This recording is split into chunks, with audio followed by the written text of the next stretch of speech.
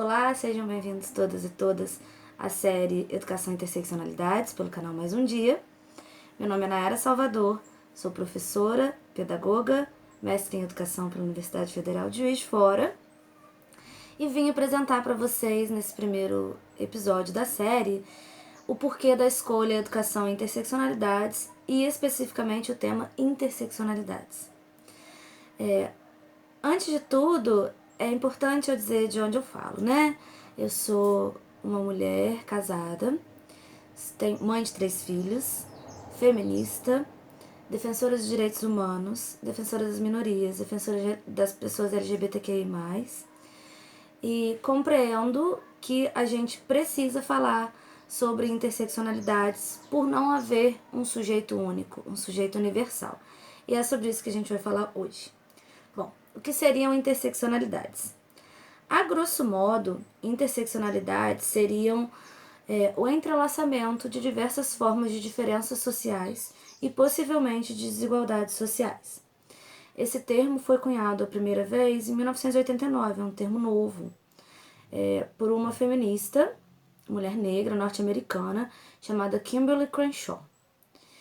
E aí, para a gente compreender mais ou menos o que significa interseccionalidades, a gente vai pensar no entrecruzamento de diferenças, que podem ser, a exemplo, gênero, raça, classe, faixa etária ou geracional, corporalidades, orientação sexual, maneiras de vivências culturais diversas, entre outras diferenças que se sobrepõem e nos fazem ser diferentes uns dos outros, né? Essa noção de interseccionalidade não é nova. Apesar de ter sido o termo cunhado em 1989, ela é muito anterior a isso. Vou dar um exemplo para vocês disso. Em 1851, houve nos Estados Unidos uma Convenção dos Direitos da Mulher, que aconteceu em Ohio. Era um momento em que as mulheres norte-americanas brancas estavam lutando pelo seu direito de sair do âmbito doméstico e começar a trabalhar, né, por ter mais um pouco de liberdade. Vejam bem, as mulheres norte-americanas brancas lutavam para trabalhar. Que mulher é essa? É a única mulher que existia nesse momento? E aí a gente vai ter, justamente nessa Convenção dos Direitos da Mulher, uma fala muito interessante de uma mulher negra que foi escravizada, que chamava Sojourner Truth, que disse o seguinte, eu gostaria de ler um pedacinho da fala dela para vocês. Aquele homem lá diz que uma mulher precisa ser ajudada ao entrar em carruagens, e levantada sobre as valas e ficar nos melhores lugares onde quer que ela vá. Ninguém me ajuda em lugar nenhum. Eu não sou uma mulher? Olhem para mim, olhem para os meus braços. Eu arei, plantei e colhi, e nenhum homem veio me ajudar. Eu não sou uma mulher? Eu dei à luz a crianças e vi a maior parte delas ser vendidas como escravas. E quando eu chorei o sofrimento de uma mãe, ninguém além de Jesus me ouviu. Eu não sou uma mulher? Então essa fala, né, esse discurso da Sojourner Truth, ela diz um pouco sobre o que é isso, o que é interseccionalidade.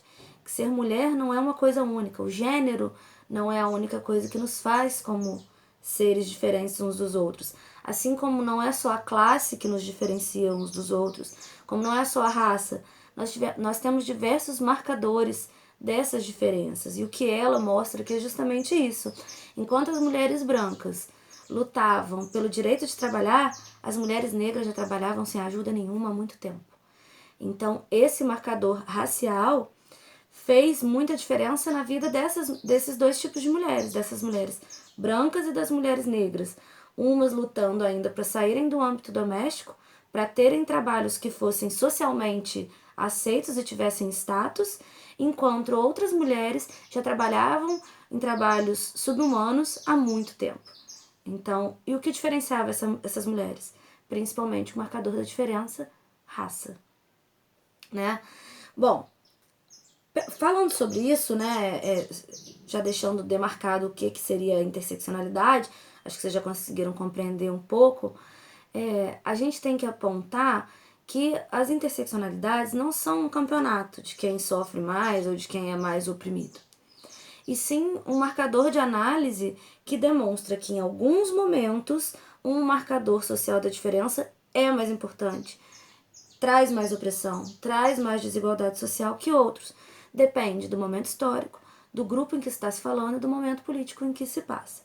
Nesse nosso momento político, todos os marcadores da diferença têm resultado em opressão e desigualdade, infelizmente. Bom, mas voltando aqui, é importante a gente pensar que esses marcadores da diferença, eles podem gerar uma série de desigualdades sociais, mas também podem se tornar agência de resistência, formas de resistência. E para isso, eu trago agora o papel da educação e o papel da escola, é muito importante para a gente perceber que os marcadores da diferença demarcam também os privilégios. E a escola tem esse papel, né, de demonstrar o pertencimento a certos grupos sociais, fazer com que a escola não seja um lugar de reprodução das desigualdades, e sim um lugar de celebração das diferenças, em que as diferenças estejam em pauta, em que as diferenças estejam no currículo e sejam discutidas de maneira que os privilégios estejam ali reconhecidos e as pessoas que estão num lugar de privilégio saibam como agir para que as pessoas que não estão neste lugar, que estão ainda num lugar de opressão, num lugar de desigualdade, tenham a oportunidade de sair desse lugar, tenham a oportunidade de equidade social, por exemplo, né? Esse é um dos papéis da escola. E aí, com relação à série, o que eu vou tentar trazer para vocês é um pouco de cada demarcador da diferença. É claro que eles não existem de maneira isolada, mas é conversar um pouco sobre cada um deles relacionado à educação e outros assuntos também que perpassam a educação, né?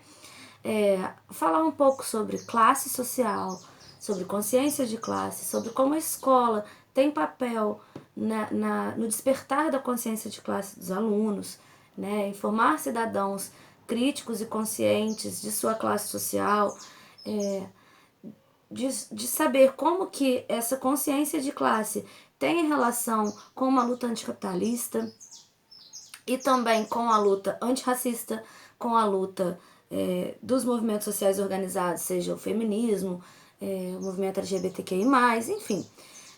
Pensar como que a educação está articulada com todas essas interseccionalidades, falando delas uma por vez e também de suas relações interseccionais, por assim dizer. Eu gostaria muito de deixar claro que eu não sei nada, eu sou uma pessoa só que estuda, que procura estudar sempre, que procura pesquisar sempre, mas não sou dona da verdade, não acredito que exista uma verdade, mas sim regimes de verdade, discursos que são tidos como verdade em alguns momentos, enfim. Tento também analisar a realidade, a sociedade, como ela está acontecendo no momento, né?